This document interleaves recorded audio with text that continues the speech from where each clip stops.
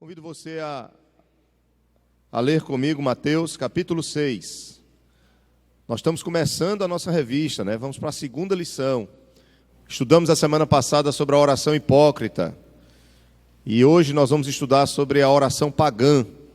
Vamos pensar um pouquinho na diferença dessas duas orações, para que nós possamos aprender com o que o nosso Senhor Jesus Cristo tem nos falado acerca desse assunto.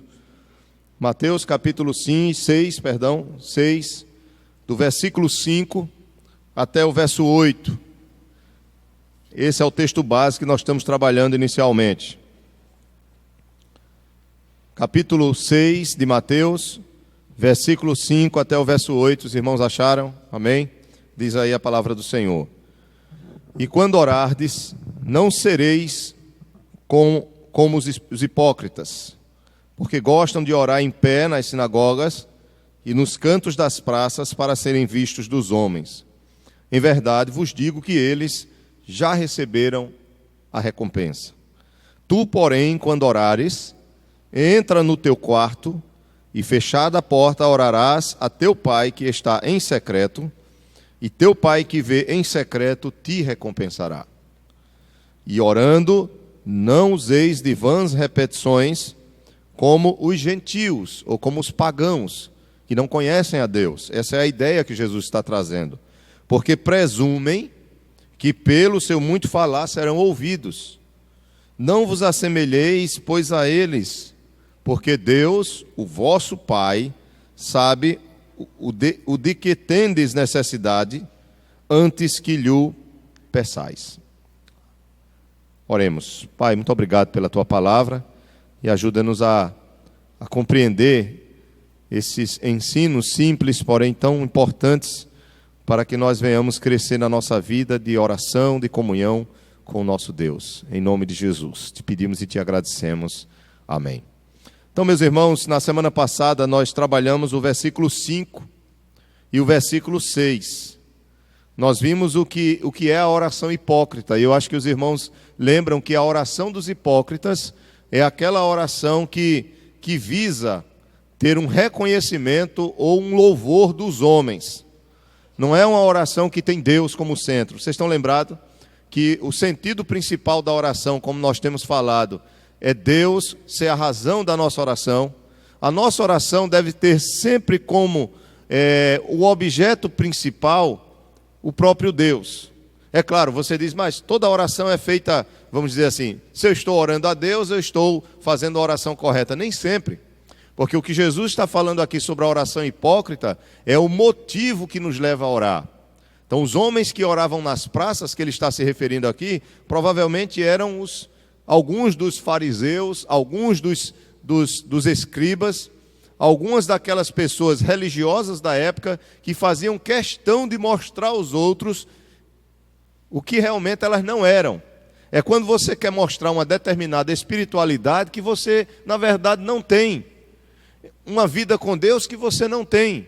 Mas você faz questão de fazer aquilo perante os homens para você adquirir o louvor desses homens. Falamos aqui que isso não se refere apenas à oração, embora Jesus está falando da oração. Mas, por exemplo, alguns dons espirituais que algumas igrejas enfatizam tanto. Nós falamos aqui como o dom de línguas, que é enfatizado em algumas igrejas pentecostais. Há muitas pessoas que fazem questão de mostrar que tem esse dom, vamos dizer assim, se é que esse dom ainda permanece hoje, mas vamos deixar esse questionamento para um outro momento. Mas vamos pensar, há igrejas que até existem grupos, ou até que identificam essas pessoas como mais espirituais do que aquelas que não têm esse determinado dom. Há igrejas que até usam esse dom, como o dom de línguas, como um requisito para você fazer parte de algum ministério específico da igreja. Veja que coisa estranha, absurda, não é bíblico isso. Nós temos que ser bíblicos. O problema é que a gente aprende nessa cultura evangélica, nós aprendemos algumas coisas e achamos que isso é a verdade sem questionarmos o que a palavra nos ensina. Então Jesus está falando sobre a oração e ele já está dizendo, olha, se a minha oração é feita com o propósito de mostrar alguma coisa aos outros, ou de receber alguma coisa desses outros ou dos homens, essa minha oração ela já perdeu o sentido verdadeiro de oração. Jesus diz, não, veja, versículo 5, quando orardes, não sereis como os hipócritas, porque gostam de orar em pé, nas sinagogas, nos cantos das praças, para serem vistos dos homens. É porque os judeus eles tinham uma prática, pelo menos básica, comum de orar 3 vezes ao dia.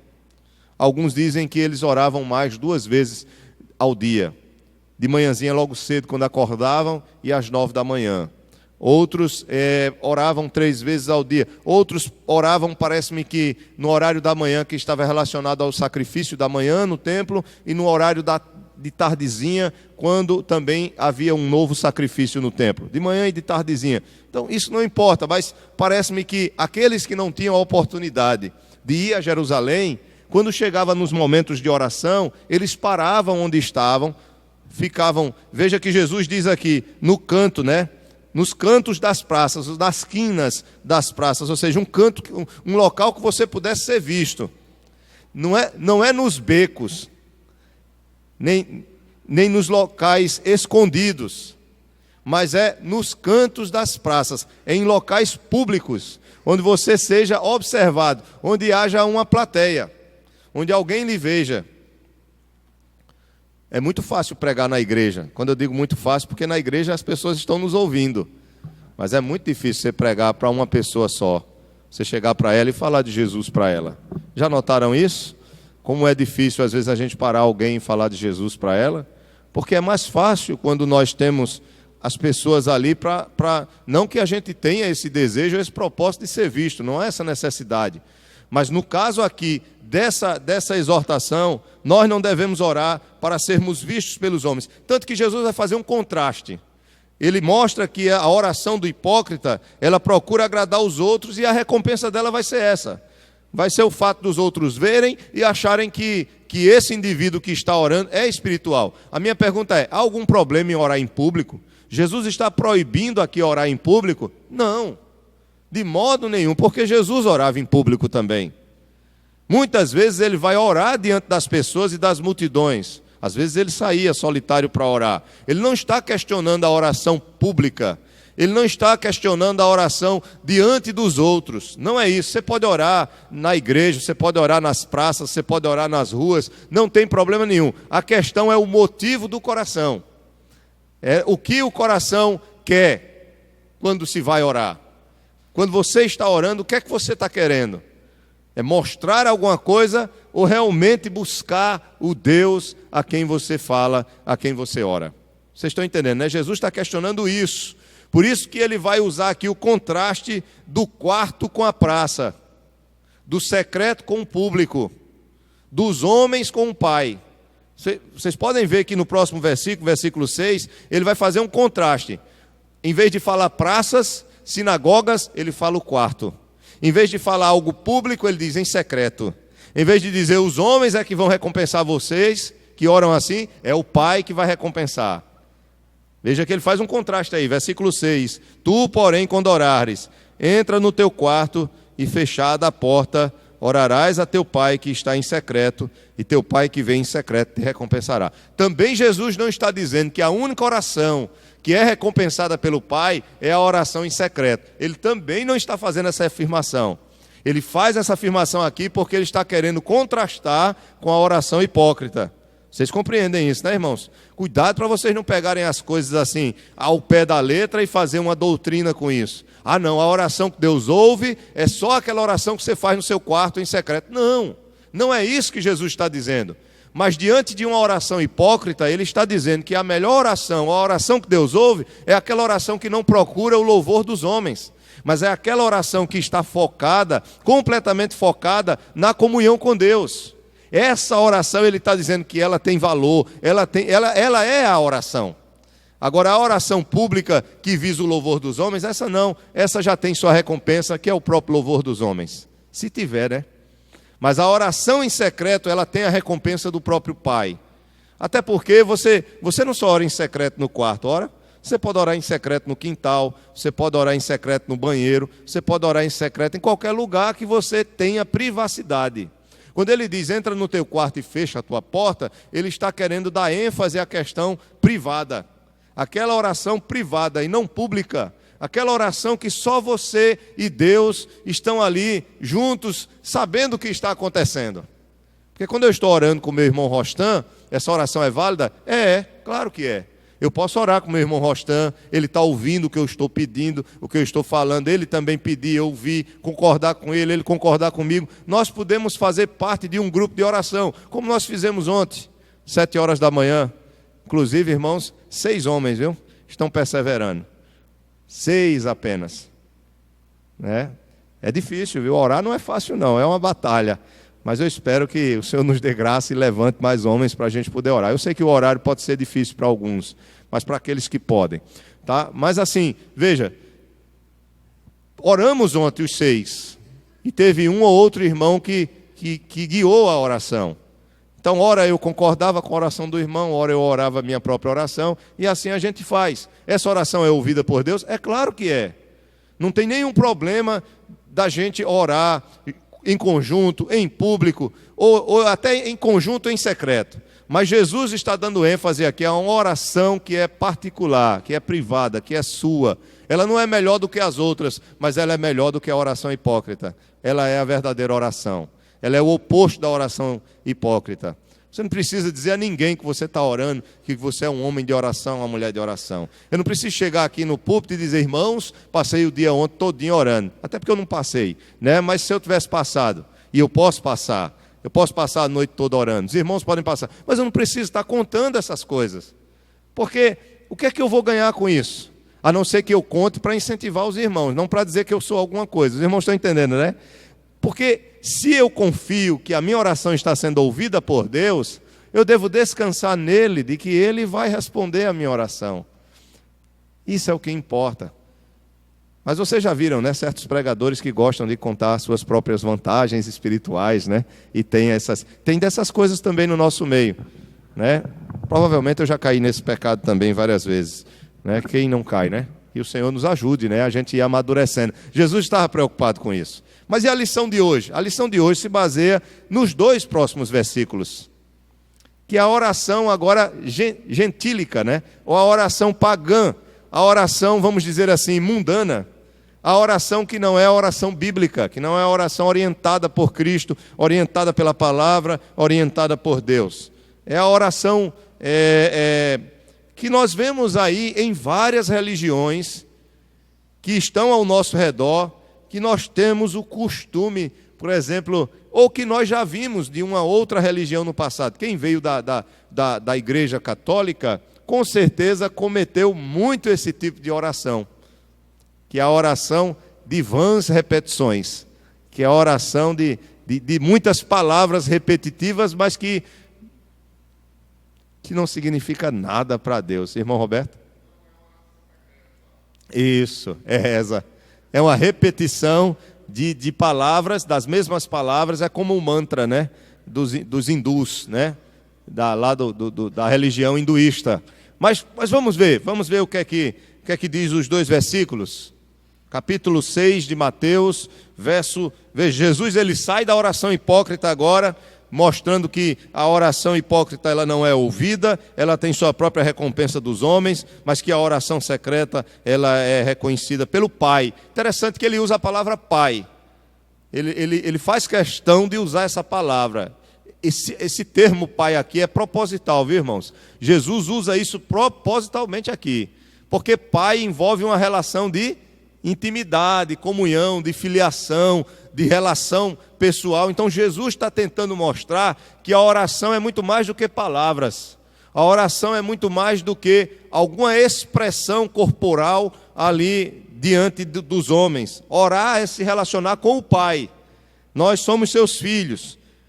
E aí, verso 7, ele diz, e orando, capítulo 6, verso 7 de Mateus, ele diz, e orando, não useis de vãs repetições como os gentios, ou como os pagãos que não conhecem a Deus. Porque presumem, veja, eles pensam, eles acham, eles acreditam que pelo seu muito falar serão ouvidos. Isso não é a oração perseverante não, viu, gente? Isso é a oração do balbuciar, do repeteco, como a gente fala, do repetir palavras. É a oração agoniada, vamos dizer assim, porque não tem coisa pior do que você ficar repetindo as mesmas palavras sem você pensar naquilo que está falando e sem ter uma relação mais pessoal ou íntima com Deus a quem você ora. Então veja que ele diz aqui: e orando não useis de vãs repetições como os gentios, porque presumem que pelo seu muito falar serão ouvidos. Não vos assemelheis, pois, a eles, porque Deus, o vosso Pai, sabe o do que tendes necessidade antes que lhe o peçais. Aí você vai questionar também, a gente vai responder essa pergunta. Então por que orar, né? Se ele sabe o que eu necessito, e se a minha oração não precisa ser uma repetição de palavras, então por que eu devo orar? Aí a gente vai responder essa perguntinha daqui a pouco. Então vamos lá. Na introdução da nossa revista, lição número 2, página 6 e 7. Lição número 2, tem aí como título na sua revista. Eu não vou me prender, ficar lendo tudo na revista, mas a gente vai mais pegar alguns textos bíblicos e trabalhar, mas é bom a gente ler alguma coisa. Veja, tem como tema aí na nossa segunda lição, a oração pagã. A oração pagã. E aí vocês vão ver que, para ler e meditar durante a semana, o autor da lição, ele dá vários textos que estão relacionados. Então é importante que os irmãos façam essas leituras até como uma leitura devocional. É até bom que ele incentiva a ler a Bíblia, voltando para esse tema. Aí ele vai mostrar Mateus 7 a 11, os filhos devem pedir ao Pai. Ele vai mostrar Tiago 4:2, que é aquele texto que diz que se não pedirmos, também nada temos. Tiago 4:3, pedirmos, mas não recebemos, porque pedimos o quê? Pedimos mal. Ele vai falar Hebreus capítulo 10, 19 a 22, que nós devemos ter a ousadia de entrar no Santo dos Santos. Lembram desse texto? Pelo novo e vivo caminho, que é pelo sangue de Jesus Cristo. Então ele mostra que isso tem a ver com a oração. Depois ele vai citar Lucas 18, 1 a 8, que é a certeza do socorro, que é aquela parábola da viúva, que vai clamar, ficar clamando ao juiz, que é um juiz, lembram? Iníquo. E aí Gálatas 4:6, ele vai mostrar que a filiação conduz à oração. Nós só oramos porque somos filhos, a nossa oração só é ouvida porque somos filhos. Então essa oração ela é diferenciada para quem é filho. Nós somos filhos por adoção, mediante a obra de Cristo. Então nossa relação com Deus hoje é uma relação diferenciada. Por que isso é importante para nós? Para você entender que a sua oração não é respondida pelo que você faz. E isso mexe muito com a nossa cabeça e com a nossa vida de oração. Pode ter certeza, nós carregamos um fardo muito grande da nossa antiga religião. Eu carreguei isso por muitos anos. E ainda carrego às vezes.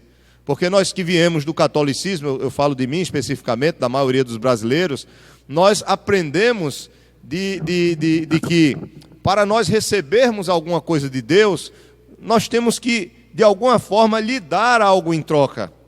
Não é assim que a gente é criado? A questão da promessa, por exemplo. A questão da promessa é uma relação de troca, é um negócio. Então eu vou oferecer isso para Deus, para que Deus possa me dar isso daqui. Não é assim que acontece? Não é assim que as pessoas fazem? Eu vou a pé, eu vou fazer uma promessa para... E outra, não faz a promessa só para si, faz para os outros também. Então, para meu parente ficar curado, ou para Deus trazer cura para alguém da minha família, eu vou a pé até um determinado monte que tem um cruzeiro. É assim que chamam aqui também, cruzeiro? É cruzeiro que chama? Cruzeiro é uma cruz que se coloca em cima de um monte e que as pessoas fazem procissão, missa, acendem vela nesse lugar. Vocês conhecem isso? No interior tem muito isso, né?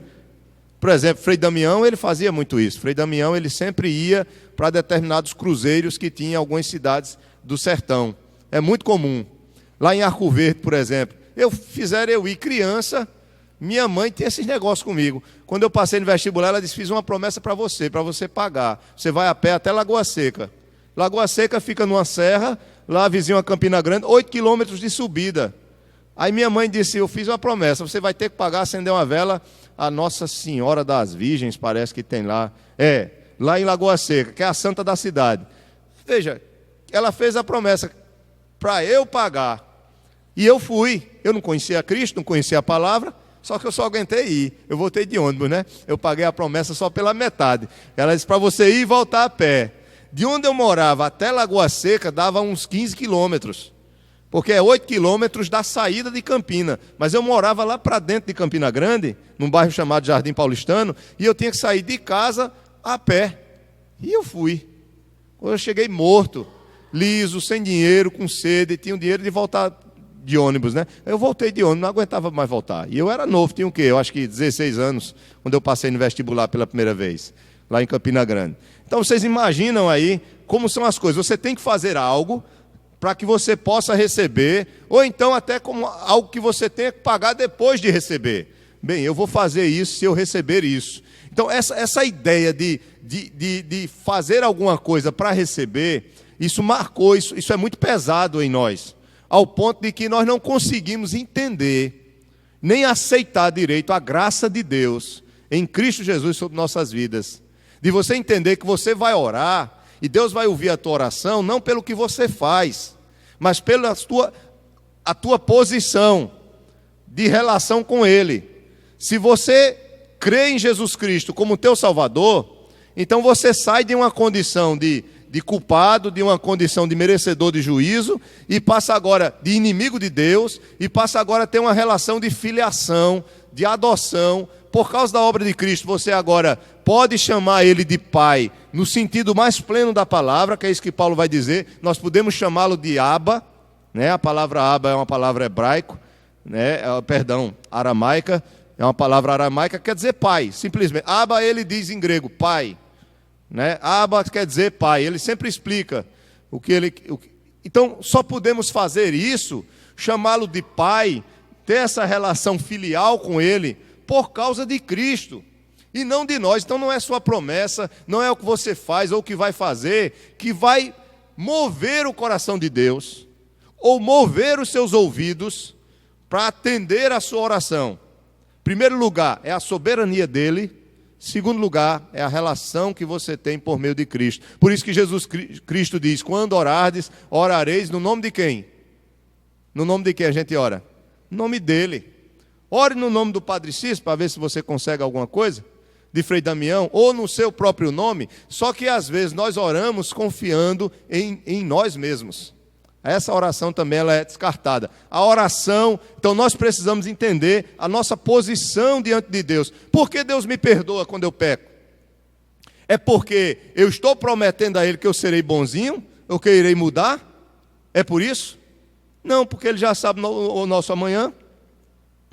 Veja como é interessante nossa relação com Deus. Ele sabe o que você vai fazer amanhã, sabe que você vai pecar de novo amanhã, sabe que às vezes você vai cometer o mesmo pecado, e Ele te perdoa hoje do pecado cometido hoje. Isso na cabeça da gente é meio confuso. Você já pensou se um filho chegasse para você, tivesse magoado você, e dissesse: pai, me perdoe, porque eu pequei. Mas você soubesse que amanhã ele vai fazer a mesma coisa, vai te pedir perdão, na próxima semana ele vai fazer a mesma coisa, vai te pedir perdão, ou então vai pecar noutra coisa, e o pecado pode ser até pior. Mas você ter que perdoar hoje, sabendo que ele vai pecar e cometer outros pecados no futuro, e a vida toda dele. Imagino que isso seria muito difícil para a gente, né? Porque a gente perdoa, a gente não sabe, mas a gente tem aquela esperança e aquele desejo que não faça mais a mesma coisa. Mas e no caso de Deus, que sabe todas as coisas, que conhece nossos pensamentos, nossos passos, quando nós pedimos perdão a Ele, eu pergunto: Ele perdoa ou não perdoa? Ele perdoa o pecado do presente ou não perdoa? Perdoa. Na verdade, Ele já perdoou todos. Todos esses pecados já estão perdoados. Todos os pecados que você vai cometer amanhã, eles já estão perdoados também. Por quê? Porque Jesus Cristo derramou seu sangue por todos os nossos pecados. Então, quando eu peco, e eu vou a Deus e oro, e digo: Senhor, me perdoe, qual é a segurança que eu tenho de que sou perdoado? É a minha mudança ou é o sangue de Cristo? É o sangue de Cristo. Essa consciência de ser perdoado vai me ajudar e muito a crescer e a amadurecer e a melhorar nele. Porque tem muita gente que não se perdoa pelo que fez, porque ainda não compreende bem o significado de perdão que Deus nos dá. Agora, isso não quer dizer que eu vou pecar agora e vou viver no pecado porque Deus me perdoa. É isso que Paulo se preocupa escrevendo aos Romanos, né? Quando ele diz, então, que diremos, pois? Eu vou pecar agora muito mais por causa que a graça, ela superabundou no pecado? De modo nenhum, ele diz, de modo nenhum. Porque o verdadeiro crente que tem consciência do seu perdão em Cristo Jesus, ele não quer viver pecando, porque ele nasceu de novo e o Espírito Santo conduz ele a uma nova vida. Vocês estão entendendo, né, irmãos, as coisas? Então, quando eu oro, o que é que isso tem a ver com a minha oração? Tudo. Entenda que quando você ora em nome de Cristo, é por meio dele, é por causa dele que você é perdoado, que você é abençoado, que Deus derrama todas as suas bênçãos na sua vida, é por causa dele. Então ore firmando sua fé, como nós cantamos aqui, firmando sua esperança em Cristo Jesus. A minha fé e o meu amor estão firmadas no Senhor. Isso envolve a nossa oração, a nossa vida de oração. Ah, não, eu vou dar o meu dízimo para eu receber, né, para o Senhor. Não faça isso não. Dê porque você é grato, dê porque você tem consciência de que a obra precisa, dê porque você percebe que Deus tem abençoado sua vida, dê porque você quer fazer isso com um coração alegre para a glória de Deus, mas não dê para receber nada em troca, porque essas coisas não funcionam com Deus, você vai se decepcionar. Agora, às vezes acontece alguma coisa, aí você relaciona a Deus, como essas igrejas fazem, é claro. Pode acontecer de uma pessoa dar uma oferta, e ela está pensando só nessa troca, nessa barganha, e ter dado alguma coisa certa na vida dela, financeiramente falando, e ela achar que isso tem a ver com o que ela fez. Aí ela cria uma doutrina disso. O que os evangélicos brasileiros têm estragado em relação ao conhecimento bíblico, nas suas práticas, isso tem sido demais. Porque tem muita gente, pronto, nessas igrejas que são comércio, essas igrejas empresas, como Igreja Universal, igreja isso, igreja aquilo. Eu estou dizendo o nome porque vocês já sabem, né? Igreja Internacional, Igreja Mundial, todas essas aí do poder, não sei de quê e tal, que visam só dinheiro, que são empresas, na verdade, mega empresas com fachada de igrejas, e que os pregadores ali não são pastores nem pregadores, mas são, na verdade, vendedores ou negociantes da religião. Embora muitas pessoas que estão ali dentro são pessoas sérias, falo das pessoas que vão, são pessoas que realmente estão querendo buscar a Deus e conhecer a Deus, e que o nosso Deus tenha misericórdia e possa tirá-las de lá, para que elas possam enxergar a verdade, porque se elas lerem a Bíblia, elas vão enxergar a verdade e vão ver que as coisas não são daquele jeito. Então, o que acontece é que, nesses lugares, eles aproveitam a quantidade de pessoas que vão e trabalham o marketing de acordo com o experiencialismo das pessoas e não com o que a Escritura diz. O que é que isso quer dizer? É como a questão da cura. Se eu tenho 1000 pessoas na igreja e eu digo, olha, tem gente aqui que está com dor de cabeça. Quem está com dor de cabeça? Aí vai levantar aquela multidão. Poxa, hoje em dia, com a vida que a gente leva, quem é que não tem dor de cabeça? Quase todo mundo tem dor de cabeça. Tem gente aqui com dor na coluna. Se eu perguntar aqui, a maioria vai logo botar dor. Esqueça, irmão, essa dor, pelo amor de Deus. Não vai pensar na sua dor, não. Você está no estudo, né? Quem é que não tem dor na coluna? Aí o camarada chega com esse marketing lá na frente e diz, vamos orar. Ainda manda o camarada colocar a mão, né? Onde está doendo. Não quero nem pensar onde o povo bota a mão, onde está doendo, né? Mas aí o camarada bota a mão. Aí o pastor expulsa a doença como se fosse um demônio, né? Porque ele já acha que a doença é algum espírito maligno. Só que não é. A doença pode ser uma questão simplesmente fisiológica, como na maioria das vezes ela é. Não estou querendo dizer que o diabo ele não tem a capacidade de adoecer alguém. Até porque a Bíblia mostra uma determinada mulher que há 18 anos vivia... Veja, eu estou indo para onde? Eu estou indo para as Escrituras. Eu não estou indo para a experiência do povo. O grande problema da igreja evangélica brasileira é esse. Que eles querem viver do experiencialismo. O que vale é a minha experiência e não o que a palavra diz. Mas nós temos que ir para onde? Para as Escrituras. A Escritura cita o caso de uma mulher que Jesus expulsa o demônio, e quando o demônio sai, ela fica curada. Cita esse caso. Mas da maioria das vezes, Jesus apenas curava as enfermidades. A Bíblia fala de Jó, que Satanás tocou no seu corpo, não que possuiu o corpo dele. Tocou e ele adoeceu. Então, pode acontecer também. Mas veja, esses pregadores, entre aspas, eles são muito sugestionáveis. Eles sabem lidar com essa questão psicológica do ser humano. Então eles chegam assim, você está com dor na coluna. Aí eu levanto, quem está com dor na coluna? Aí tem 100 com dor na coluna. Diante de 1000 tem 100 com dor na coluna. Nós vamos expulsar esse demônio agora, vamos orar. Quem crê vai ficar bom. Então aqueles que são mais sugestionáveis, trocando minhas palavras, os que comem a conversa, né, comem corda. Não tem isso, né? Na minha terra diz que quem come corda é cacimbão, né? Mas é essa a ideia. Os que comem a corda são sugestionáveis. O camarada joga e começa a trabalhar na mente das pessoas. Botei a mão aqui, mas eu estou dizendo que a mente é aqui não, tá? Mas começa a trabalhar na mente das pessoas. E aí o que é que acontece? Dos 100, vai ter 5 que, eita, minha dor passou. Fui curado. Pelo menos ali, enquanto ele vai estar ali naquele meio, seguindo aquelas ideia de sugestão ali, pronto. Aquela dor vai realmente passar. Aí depois a gente não sabe, né? Eu estou dizendo com isso que Deus não cura? Não estou dizendo que Deus não cura. Deus pode curar. Mas que as coisas não são tão banais assim, viu, gente?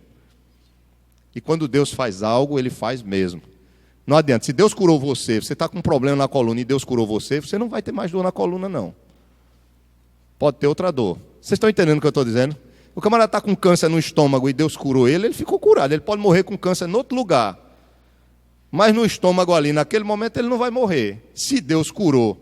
Agora, se Deus não curou e o camarada botou na cabeça que Deus curou, e ele passa a acreditar naquilo que Deus pode ter feito, é diferente. Aí Deus não se responsabiliza por isso. Então, por isso, eu não estou sendo pessimista, nem estou frustrando os irmãos. Mas estou tentando chamar os irmãos a olharem para a palavra. Porque como é que a minha oração ela é ouvida por Deus? Veja, Jesus está dizendo que a oração que é repetitiva, apenas com vãs palavras, achando que por causa do muito falar você vai conseguir alguma coisa de Deus, isso não funciona. O que eu estou tentando falar para vocês é a questão da graça. Irmã Terezinha, depois a irmã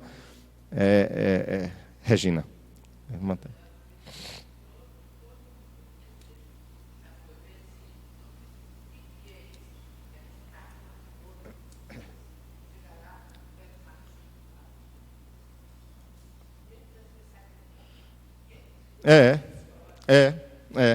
sim. Você já pensou se um mato tivesse um efeitozinho de curar as pessoas? Eu estava levando lapada com um galho desse tamanho, para ver se eu ficava bom. Já pensou? E minha avó fazia isso. Minha avó chegava, quando caía uma pedrinha no meu olho, minha mãe dizia, vá para sua avó, que sua avó é rezadeira. Não é? Aí minha avó pegava, o que era que ela fazia? Como era que ela rezava? Ela rezava umas 10 Ave Maria, pegando meu olho assim, e fazendo assim, ó. É sério. É sério. Vocês nunca foram para uma rezadeira para tirar argueiro no olho, não? Não? A minha avó era muito sabida. Ela rezava, tirando o argueiro do meu olho, pegando na pálpebra, ou a de baixo ou a de cima, com o galhozinho. Ela com o galhozinho, ó. Galhozinho e aqui, ó. E meu olho ardia e doía e lacrimejava, mas é claro que a pedrinha ia sair. Depois de um movimento desse, todo no olho. Eu saía bonzinho, mas não era por causa da oração do galho. Era porque minha avó tinha os dedos grossos, uma força. Ela era bem pequenininha assim. Eu ficava sentado e ela em pé. E eu acreditava que eu era curado pela reza da minha avó. Claro, o galho está fora da planta também. Então o movimento que é feito nela, todo um processo que tem, ele murcha. Sim. A gente relaciona. O que a gente faz? A gente começa a relacionar algumas coisas com aquilo e nós começamos a criar uma verdade. Regina, pode ficar à vontade, fala.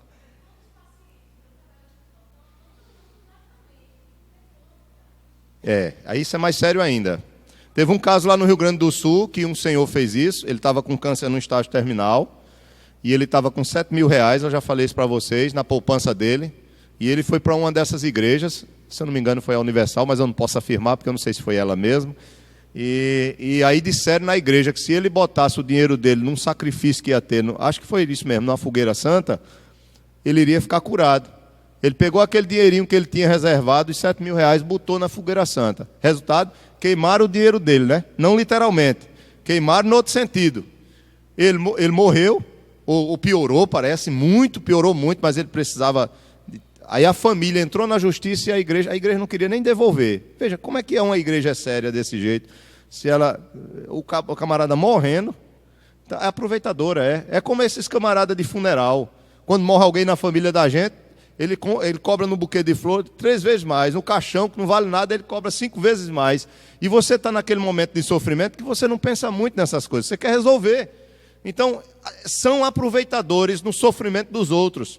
Porque se eles pregassem o evangelho verdadeiro, o evangelho era suficiente para acalmar os corações, para levar as pessoas a confiarem em Deus e a descansar nele, independentemente do sofrimento que viessem a passar com seus próprios corpos ou com a sua própria vida. Quando a gente conhece a Cristo e a sua palavra e as suas promessas, e a nossa esperança está fundamentada nele, não importa o que aconteça conosco, nós vamos sofrer? Vamos. Eu conversando ontem com um rapaz, ele disse, rapaz, eu só tenho medo de sofrer, porque ele bebe muito, fuma muito. Eu disse, rapaz, deixa isso, faz muito mal, rapaz. Ele, não, eu vou morrer um dia mesmo, eu só não quero é sofrer. Aí eu aproveitei e disse, mas você não tem controle do amanhã, você não sabe se você não vai sofrer. Você pode até morrer rápido, mas você pode sofrer muito. Quem é que pode controlar isso? Só Deus tem isso nas mãos dele, meu amigo. Aí ele disse, não, se eu for sofrer eu me mato.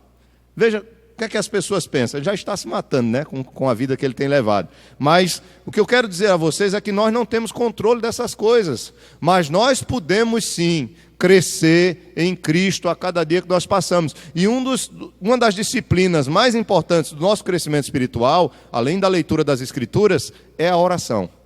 É isso que Jesus está falando. Lembram que ele disse, não andeis ansiosos por coisa alguma? Porque a cada dia pertence o seu próprio mal.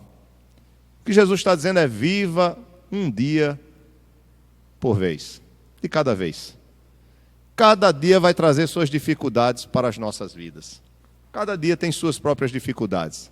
Tem gente que está vivendo hoje, mas já está pensando daqui a 2 semanas como vai ser a vida dela. Vai sofrer dobrado, né? Porque sofre o que está passando no dia e sofre de ansiedade por aquilo que ainda não aconteceu. Que a pessoa não sabe como vai ser. Que pode ser ruim, pode ser pior, mas também pode não ser. Aí nós vamos ter que aprender através da oração, como Paulo vai dizer, não andeis ansiosos por coisa. Jesus diz, não andeis ansiosos pelo que haveis de comer, pelo que haveis de vestir. Ele está batendo muito mais na questão do material, daquilo que é necessário para a nossa vida. Quando você vai para Paulo, Paulo diz, não andeis ansiosos de coisa alguma, mas antes que as vossas orações sejam conhecidas diante dele, com petições, súplicas e ações de graças, e a paz de Deus, que excede todo o entendimento, guardará a vossa mente e o vosso coração, né? Mente e coração, a ideia de trazer paz, tanto para as intenções, para os pensamentos, como também trazer paz na questão dos sentimentos mesmo, você descansar nele. Guardará a vossa mente e o vosso coração em Cristo Jesus. E lá na frente, Pedro vai dizer, lançai sobre ele toda a vossa ansiedade, porque ele tem cuidado de vós. Então, ser um crente firme no Senhor, não é ser um crente que não quer sofrer. É claro, ninguém quer sofrer, mas eu digo um crente que pensa que por ser crente ele vai estar isento de todo o sofrimento que a vida traz. Não, ser um crente em Cristo e firme no Senhor é um crente que sabe que poderá passar ou não por determinadas dificuldades, mas que independentemente dessas dificuldades ele estará firme nas promessas de Cristo para a sua vida. E a oração pagã, vamos chegar nela. Vamos lá, minha irmã.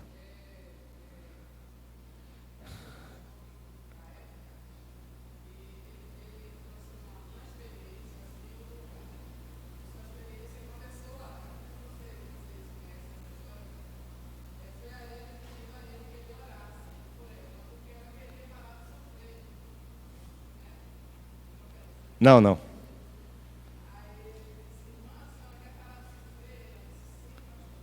Parar para você morrer, né?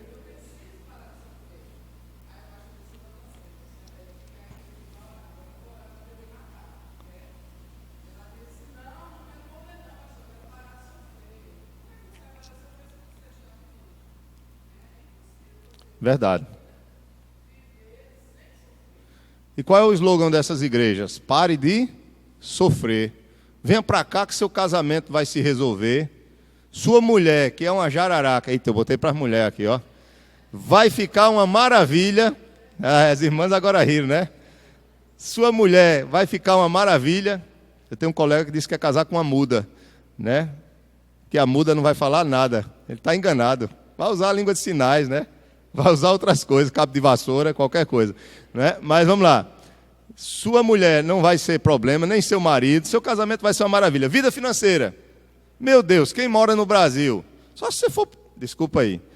Eu não vou ficar calado. Mas só se você for algum daqueles candidatos lá que está lá no governo. Aí você não tem dificuldade financeira mesmo, não. Ou se for eu vou dizer também, né? Um dos pastores aí de megas igrejas, né? Não é verdade? A fortuna de Edir Macedo é 2 bilhões. Os irmãos estavam até brincando comigo, né? Que saiu na Forbes. E aí os pastores mais ricos do Brasil. O primeiro é Edir Macedo, com 2 bilhões.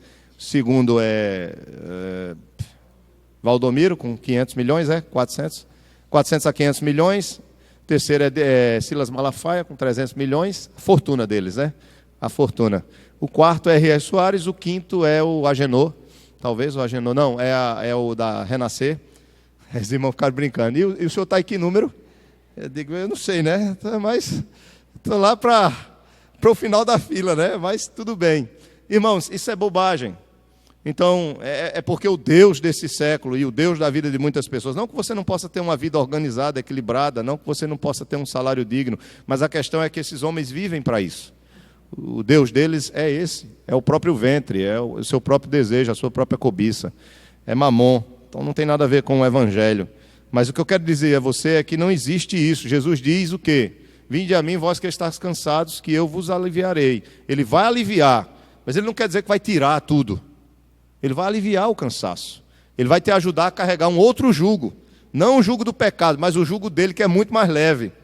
Você vai passar a viver com uma cosmovisão ou com outra visão de vida, de mundo, totalmente diferente. É isso que ele quer, é para isso que ele nos chama. O conforto nós vamos ter, a misericórdia nós vamos ter, como foi lida nessa manhã. O perdão nós vamos ter, a graça nós vamos ter, mas a glória só será no porvir, segundo suas palavras, segundo o que a Bíblia nos diz.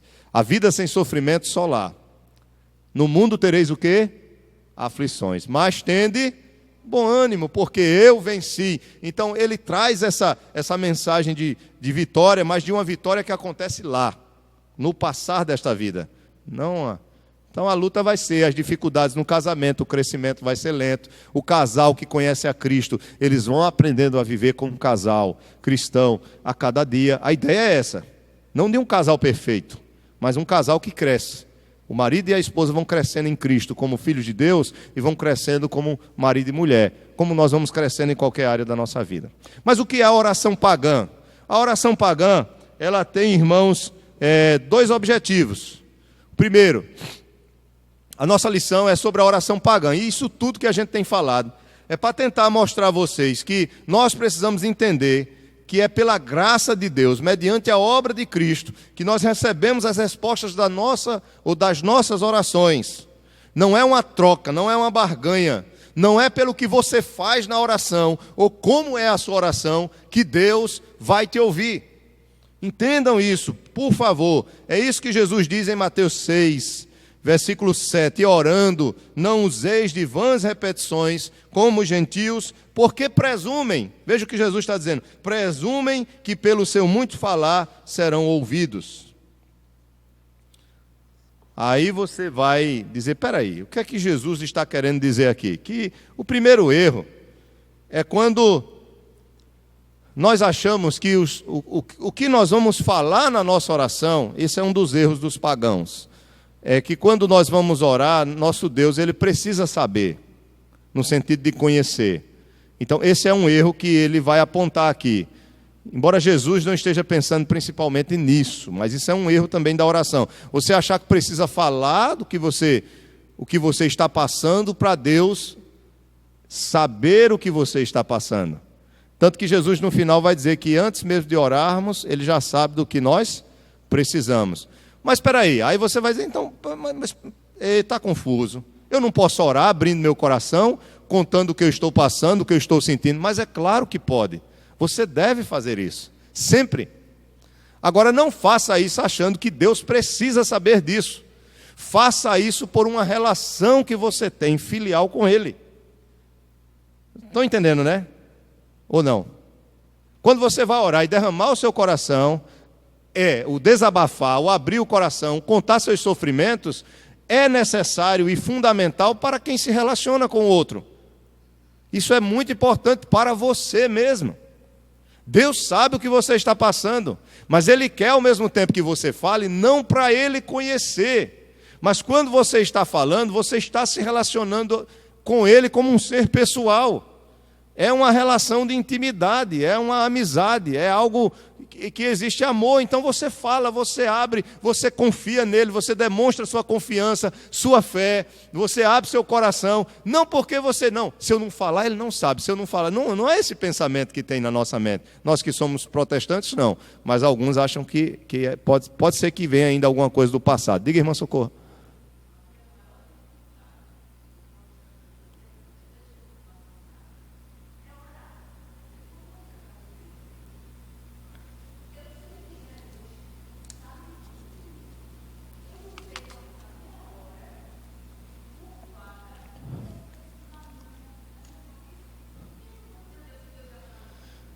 Correto. Entendo.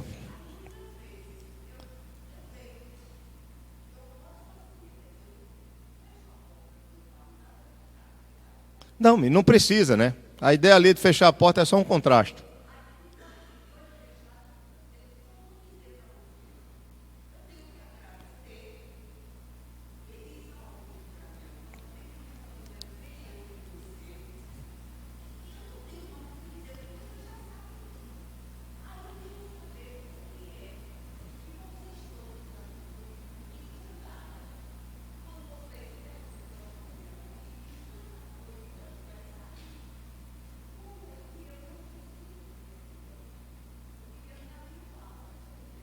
Muito bom, muito bom. Aham, certo. Legal.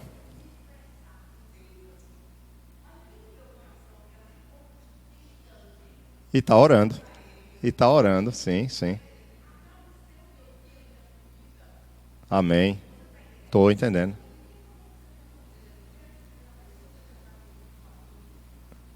Aham. É. Uhum. Não, mas para orar não precisa saber de nada bonito, não. A senhora já está orando. A senhora já está orando. Não está falando com ele, o senhor já sabe tudo. Isso é uma oração. Agora a questão de, vamos dizer assim, de desenvolver um diálogo com Deus, vamos dizer, cada um tem sua maneira de ser, né? Tem gente que não gosta de falar muito, né? Isso aí vai ser com o tempo. Não sei se a senhora vai ter que ter um diálogo longo com ele, eu não sei, porque isso vai muito de pessoa para pessoa. Mas cada um faz a sua oração. Certo. E ao mesmo tempo ora em vários horários.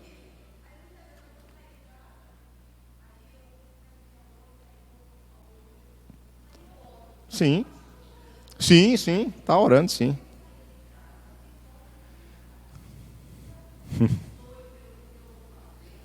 Sim.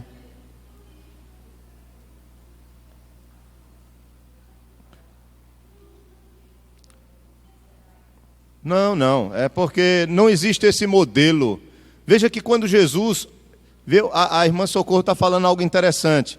Irmã Socorro, muitas das orações mais notáveis e fervorosas na Bíblia são orações curtas. Muitas. Por exemplo, Moisés vai fazer uma oração fervorosa em Êxodo capítulo 32, verso 31 e 32. É curta. Salomão vai orar em 1 Reis, capítulo 3, verso 6 ao 9. Isso não tem na revista não, tá? Elias vai fazer uma oração curta, quando ele pede para Deus se manifestar ali no meio dos profetas de Baal e derramar fogo. A oração dele é longa, Não, a oração longa é a dos profetas de Baal. Passa o dia todo se cortando, clamando, repetindo palavras, gritando. E Elias ainda tira onda. Olha, fala mais alto. Pode ser que ele esteja dormindo. Elias ainda fica tirando onda. Aí depois que Elias vai orar, ele faz uma oração bem curtinha. E Deus derrama fogo sobre o sacrifício ali, com água, com tudo. Ele manda botar. Então, veja, quando vai orar também para não chover ou para chover, a mesma coisa. Então são orações curtas. Quando você vai para a oração de Jabes, que é bem famosa, né? Em 1 Crônicas 4:10, também é uma oração bem curtinha. E a oração do ladrão da cruz? Lembra-te de mim, Senhor, lembra-te de mim quando entrares no teu reino. Também foi ouvida por Cristo. Hoje mesmo estarás comigo no paraíso. E a oração do Pai Nosso, que traz pelo menos 6 princípios. Lembra que eu já falei isso, a gente vai aprofundar isso mais na frente. Mas a oração do Pai Nosso, Jesus, ele traz 6 princípios. 3 em relação ao Pai, que são os 3 primeiros pedidos, e 3 em relação aos homens, que são os 3 últimos pedidos. São 6 pedidos na oração do Pai Nosso. São exemplos de orações respondidas na Bíblia, que são curtas. Então a oração não precisa ser longa. Agora você diz, tem oração longa na Bíblia? Tem também. Jesus passou a noite toda orando. Determinada feita, no outro dia ele foi escolher os seus discípulos. Tem oração longa, tem oração curta. Então não existe um padrão que diga, tem que ser assim, tem que ser com essas palavras, tem que ser como aquela pessoa fala, daquele jeito, tão bonito, usa um português tão bonito, né? Quando está orando, Deus ouve aquela oração, se for de coração, como ouve a oração de um analfabeto, de alguém que não sabe nem falar e que nem fala. Deus ouve até os nossos gemidos, diz a palavra do Senhor. Às vezes nossa oração é só um chorar, é só um gemer de dor, às vezes a gente não tem condição nem de orar, no sentido de formar frases bem organizadas na nossa mente. Estamos tão atribulados, que a gente até no pensamento, a gente não consegue conectar e fazer aquelas orações, aquelas frases coerentes e corretas. É só tribulação, é só luta, é só choro, é só sofrimento. E eu pergunto, Deus está ouvindo ou está conosco? Sim, está. Está ouvindo a sua oração, do jeito que a senhora faz. Agora, esse desenvolver, o falar com Deus, ou ficar na presença dele mais tempo, isso aí é com o tempo. Se é que, eu não estou dizendo que tem que ser assim, mas com o conhecimento das Escrituras, a senhora vai lendo e vai... A senhora não está em pecado não, fique tranquila, viu? A senhora é crente. Deixa a irmã Terezinha, vamos lá, para a gente caminhar para o final. Coisa boa. Sim.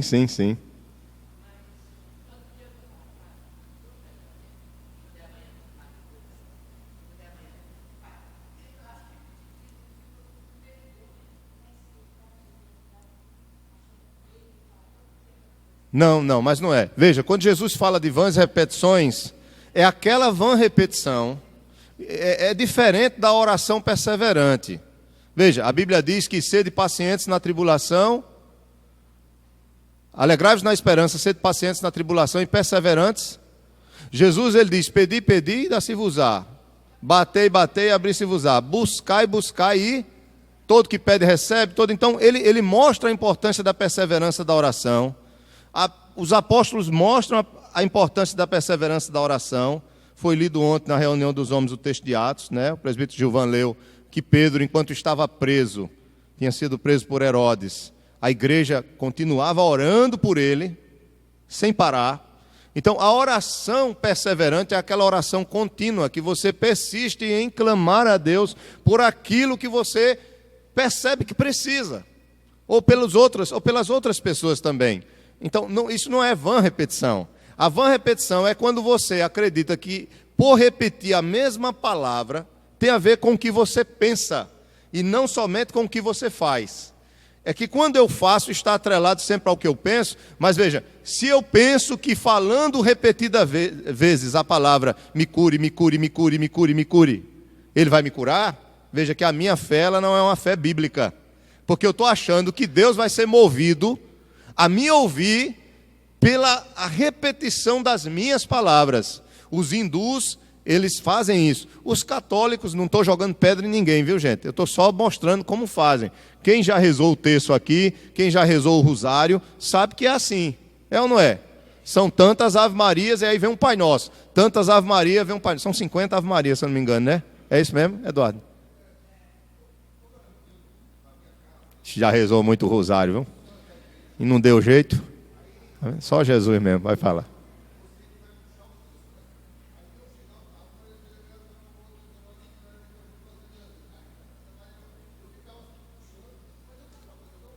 Repetitiva, só por fazer. Senão demora muito. Nas novenas também tem isso. Eu participei também. Irmão Orsan. É isso mesmo, Eduardo, é isso mesmo. Isso, é isso. Vou chegar lá. Diga, Rostan. Isso. Correto. É a relação mesmo. Isso.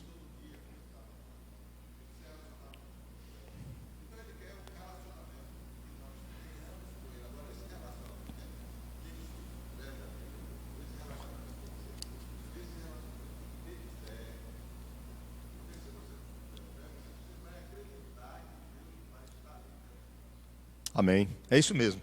Então, a questão do relacionamento, da oração. Então veja, o que é uma oração pagã, segundo o que Jesus está falando aqui? É aquela oração que você acredita que vai mover o Deus a quem você ora, ou a Deus, pelo seu muito falar ou repetir. Vocês estão entendendo, né? É diferente de perseverança. A perseverança é você se manter na fé, continuar crendo. Veja, enquanto que a oração repetitiva é uma oração que você não está crendo em Deus, mas você crê no que você pode fazer para mudá-lo. Vocês estão entendendo, né? Se eu fizer isso, eu vou conseguir mudá-lo. Ele é tão relutante em me atender, que se eu ficar repetindo aqui, ele não vai aguentar mais, vai dizer, meu Deus do céu, que é isso? Deus dizendo, meu Deus, né? Mas Deus vai dizer, eu vou atender esse indivíduo para ele parar de falar isso. Então, isso não tem nada a ver com o Deus bíblico, com o Deus das Escrituras. Primeiro, a minha oração só é ouvida se dentro da soberania de Deus Ele tiver estabelecido já no seu decreto eterno responder aquela minha oração, e foi Ele que me levou a orar para que Ele pudesse me responder essa oração. Segundo, a minha oração é respondida quando ela é feita em nome de Cristo, ou seja, é por causa da obra de Cristo que eu sou ouvido na minha oração. Terceiro, Deus tem seus propósitos em dizer sim ou não nas nossas orações. Nem sempre, por mais que a minha oração seja em nome de Jesus, seja uma oração correta à luz da palavra, eu creia verdadeiramente nele, eu esteja orando corretamente, esteja perseverando em oração, pode ser que Deus não responda a minha oração de forma positiva. Por quê? Porque Ele sabe o que é melhor para mim e Ele já determinou. Nem tudo que um filho pede, nós damos, né? Nossa irmã ali, depois, nossa irmã, diga minha irmã.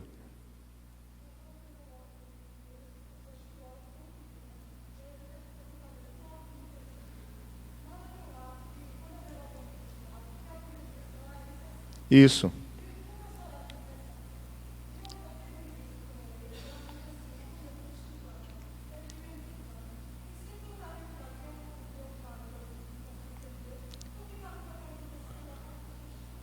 Amém.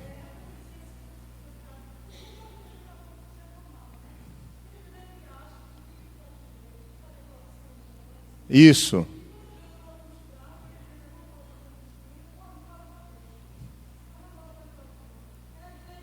É oração, com certeza.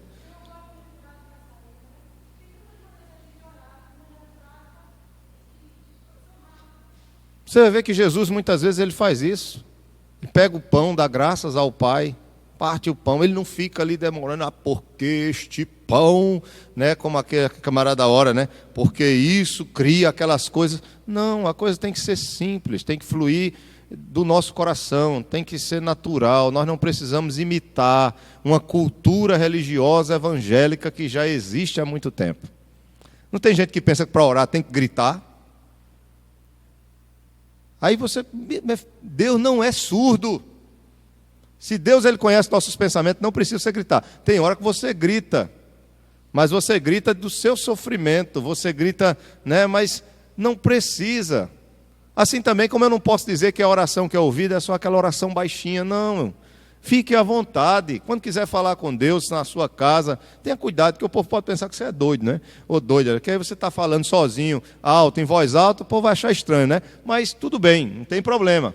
Sendo com Deus, vale.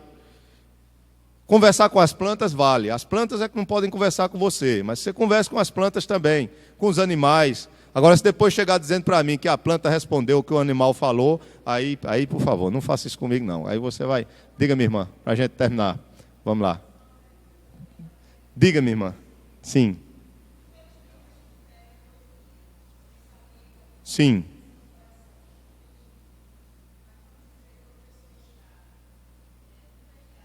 Certo. Certo. Depende. Se essa oração é para que Deus lhe ajude a lhe libertar do pecado, com certeza.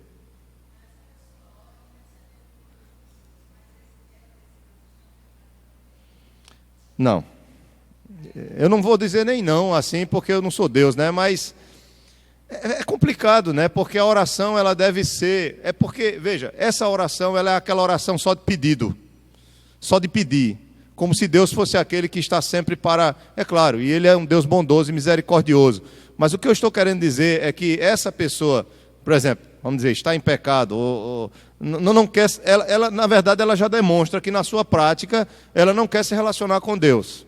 Ela não quer obedecer ao Senhor na prática. Estou falando na prática. Pode ser que exista no coração o desejo que ela esteja clamando por isso. Mas aí ela se colocar como uma intercessora, vamos dizer, Deus pode ouvir a sua oração? Bem, Deus é soberano, Ele pode. Não há um texto bíblico que me diga assim, tão claramente que não pode. Não tem esse texto. Mas a questão é que a principal coisa que ela deveria fazer, ela não está fazendo. Porque ela está pensando em orar pelos outros, e talvez seja mais uma questão religiosa, e está deixando de se preocupar consigo mesma, no sentido da sua própria relação com Deus. Porque é isso que eu quero que os irmãos entendam. Não adianta eu ficar orando e intercedendo para os outros, se eu não estou interessado em mudar a minha própria vida, em buscar esse Deus, em me relacionar com Ele numa comunhão de amor, de fidelidade. Então isso fica meio sem... Está entendendo? Mas eu não vou dizer, eu errei em ter lhe dito não, foi um erro meu, porque eu não falei mais de supetão. Mas Deus é soberano, Ele pode ouvir sim. Ele pode ouvir sim. Se estiver dentro do decreto dEle, porque Ele é quem opera em nós o querer e o efetuar. E de repente, mas o mais importante numa pessoa que está vivendo longe de Deus, em vez dela pensar em consertar a vida dos outros, o que é que a Bíblia nos ensina? Primeiro, olhe para, em vez de tirar o argueiro do olho do teu irmão, então, olha primeiro para o teu. Então, resolve primeiro a tua situação. Lembra da oferta? Vai ofertar a Deus, mas você sabe que está com um problema de relação com alguém. Conserta a tua relação. Então, sempre a Bíblia vai mostrar primeiro, ó, resolve a tua situação. Conserta isso, para que você depois possa pensar. Não que, eu estou sendo egoísta, não, porque esse pensar em você está sendo no sentido da sua relação com Deus. Quanto mais próximo de Deus, mais querer ajudar os outros e abençoar os outros vai acontecer. Vamos lá, para a gente. Diga, meu irmão.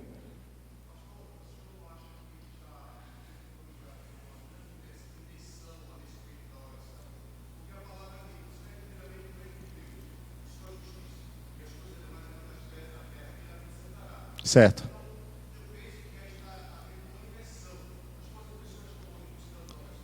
Sim, sim. Sim.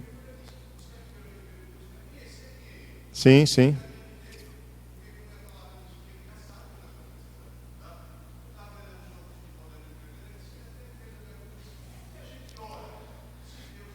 Isso.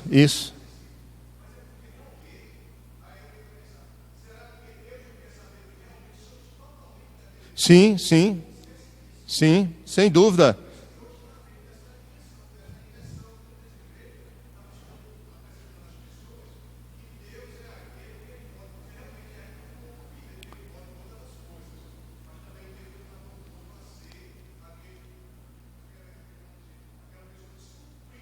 Isso. Verdade, correto. Isso. Descansar nele. Verdade. Sim.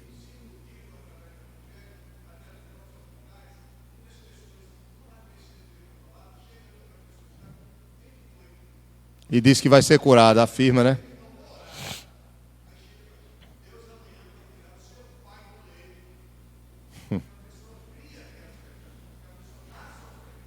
Claro, ela quer isso, né?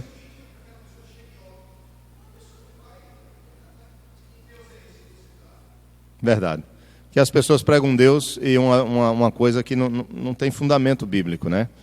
Jesus, ele diz aqui no verso 8, não vos assemelheis, pois a eles, porque Deus, o vosso Pai, sabe do que tendes necessidade antes que lhe o peçais. Jesus não está dizendo, como o irmão falou muito bem, que na oração nós não podemos contar a Deus, porque Ele sabe. Nós podemos contar. Nós podemos rasgar o nosso coração sem problema nenhum. Mas a razão da oração é justamente essa, é relacional. Não é de você dizer a Deus o que você está passando porque Deus não sabe. Nem tampouco de orar repetidamente achando que essa repetição vai mover a Deus. Então essa é a oração pagã. Então essa é a oração movida pelo medo, pela desconfiança. Quando você acha que precisa contar tudo e que precisa... Então essa não é a oração bíblica. Agora, na oração bíblica, você pode e deve contar tudo? Sim, você pode contar tudo. Ou não, porque você contando ou não, primeiro, Jesus está dizendo que Ele sabe.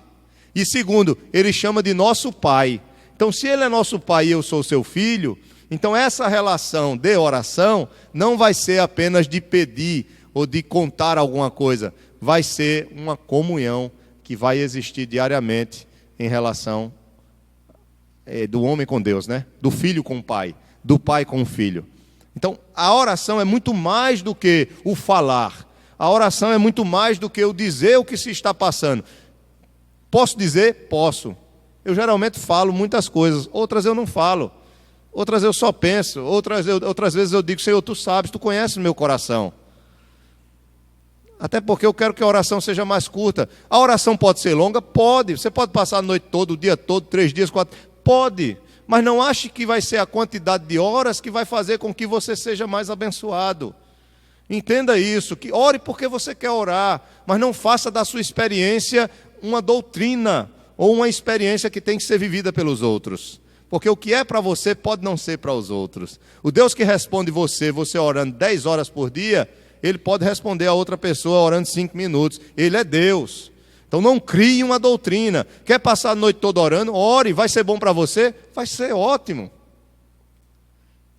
Agora, se você não ora de jeito nenhum, aí você tem que repensar, porque a Bíblia vai dizer que o crente de verdade, ele ora.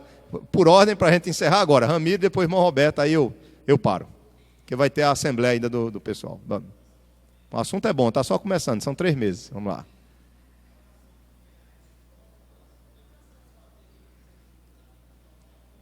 Isso, o propósito da oração é a glória de Cristo, é a glória de Deus. Amém, correto. Quer comais, quer bebais, ou façais qualquer outra coisa, mesmo se não for, Deus só responde se for para a glória dele mesmo. Irmão Roberto?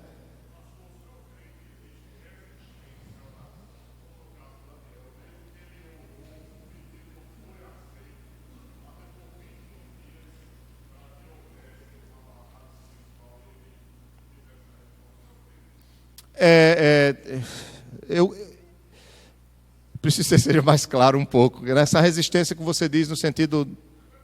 Sim, sim.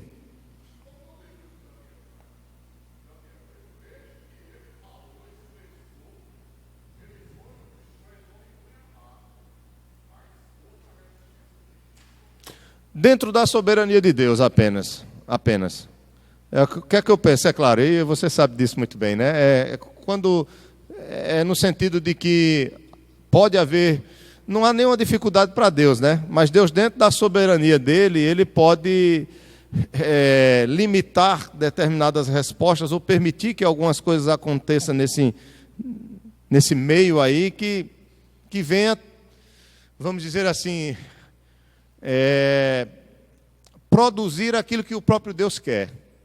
Porque, na verdade, sempre o próprio diabo, quando ele investe contra o reino de Deus, ou contra a obra de Deus, ou contra as nossas vidas, ele só faz isso porque Deus permite, né? A gente sabe disso. E quando Deus permite que ele faça, Deus também tem um plano por trás disso, para que o mal que o diabo faça, né, ele venha, Deus faça com que esse mal produza algo ainda melhor, podemos dizer assim, dentro do plano eterno dele, que não se limita àquele momento, mas a algo muito mais amplo. Isso é bem complexo, não é como o caso de Jó, né? Sim. Isso, porque senão nós estaríamos no meio de duas forças poderosas, o bem e o mal, lutando com o mesmo poder, uma contra a outra, né? Mas não é assim. A Bíblia mostra que há um Deus todo-poderoso e bom, que reina sobre todas as coisas, e que o mal que existe dentro desse plano dele, ele mesmo controla tudo isso para que desse mal possa o plano dele ser completamente estabelecido. Mas isso é outro tema bem interessante que a gente pode trabalhar, que é a teodiceia, né? O problema do mal. Ok, meus irmãos? Qual é a oração pagã? É aquela oração que você acha que vai mudar o coração de Deus por repetir as coisas e as palavras, tá? Ou que você acha que precisa contar tudo para Deus saber. Não, não é assim. Paremos aqui, continuemos domingo, tá? Leia a revista, leia o texto, trabalharemos mais na próxima semana.